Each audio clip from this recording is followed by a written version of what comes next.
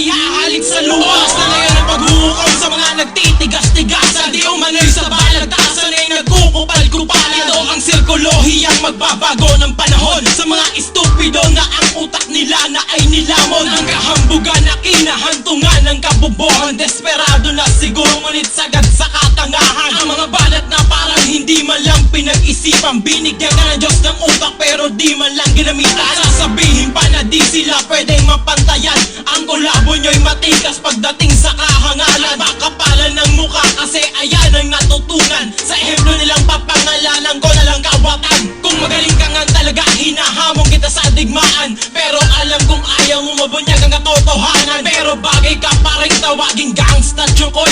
Alam mo ibig sabihin nito, haha, homo. Ano yan ang paghuhusga sa mga